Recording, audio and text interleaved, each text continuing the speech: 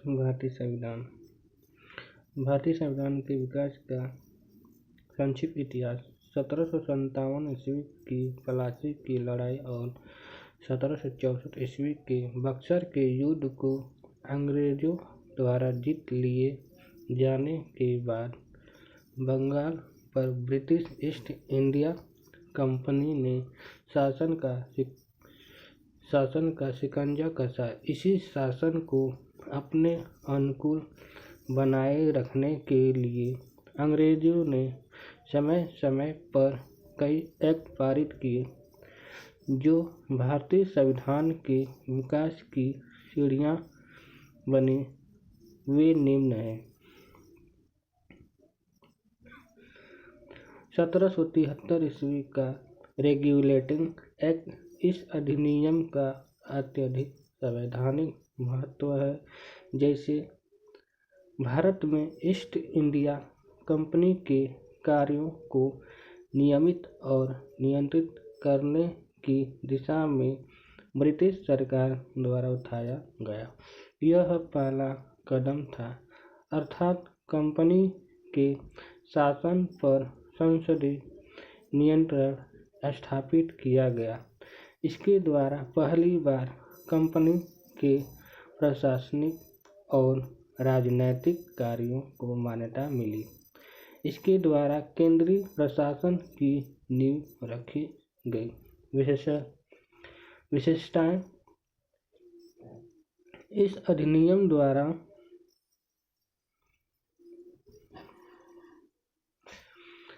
अधिनियम द्वारा बंगाल के गवर्नर को बंगाल का गवर्नर जनरल पद नाम दिया गया तथा मुंबई एवं मद्रास के गवर्नर को इसके अधीन किया गया। इस एक्ट के तहत बनाने वाले प्रथम governor general Lord Warren Hastings थे।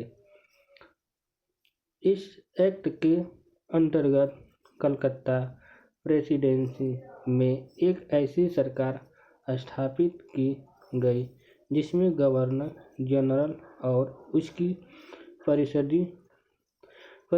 के 4 सदस्य थे, जो अपनी सत्ता के उपयोग संयुक्त रूप से करते थे।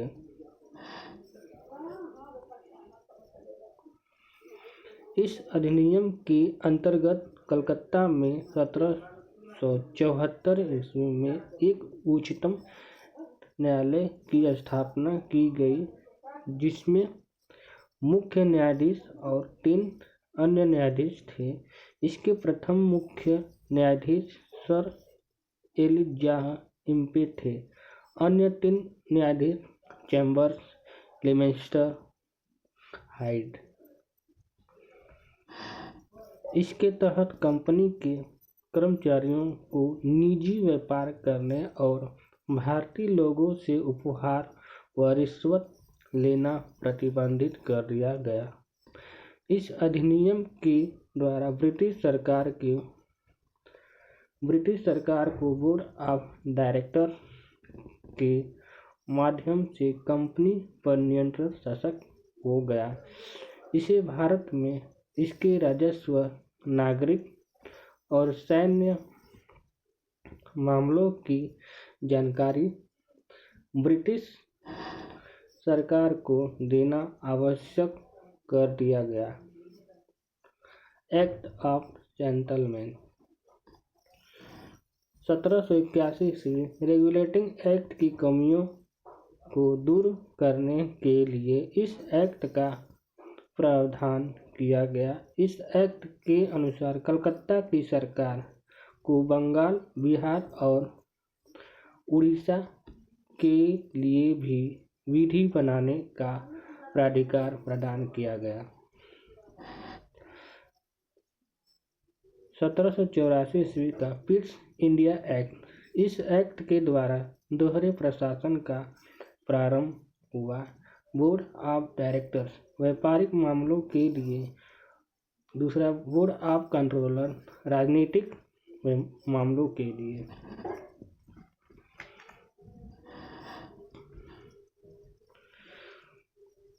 1793 ईस्वी का चार्टर अधिनियम, इसके द्वारा नियंत्रण बोर्ड के सदस्यों तथा कर्मचारियों के वेतनादि को भारतीय राजस्व में से देने की व्यवस्था की गई। 1813 ईस्वी का चार्टर अधिनियम, इस अधिनियम की मुख्य विशेषता है कंपनी के अधिकार पत्र को 20 वर्षों के लिए बढ़ा दिया गया।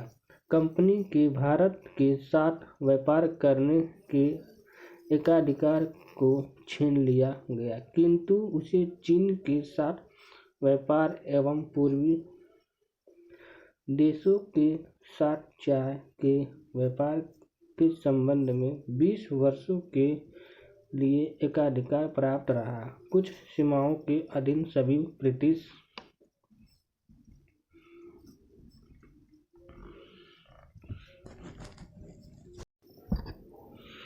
नागरिकों के लिए भारत के साथ व्यापार खोल दिया गया।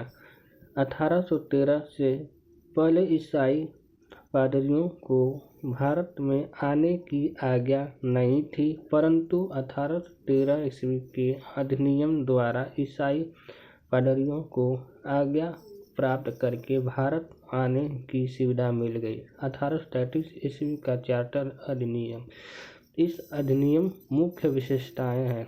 इसके द्वारा कंपनी के अधिकार पूर्णतः समाप्त कर दिए गए।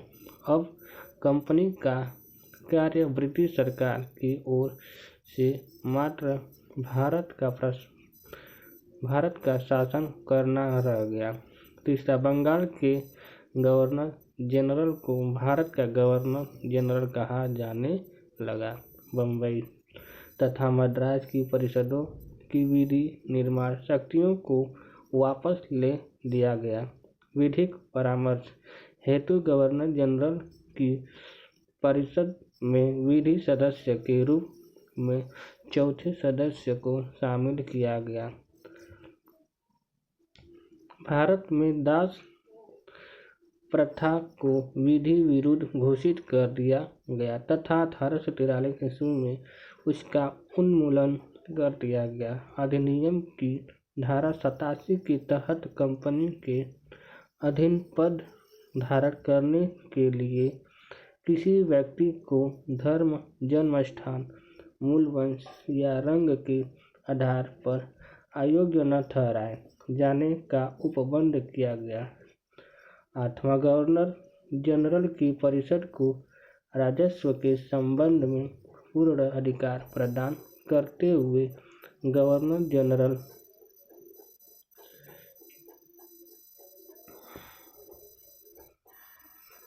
को संपूर्ण देश के लिए एक ही बजट तैयार करने का अधिकार दिया गया।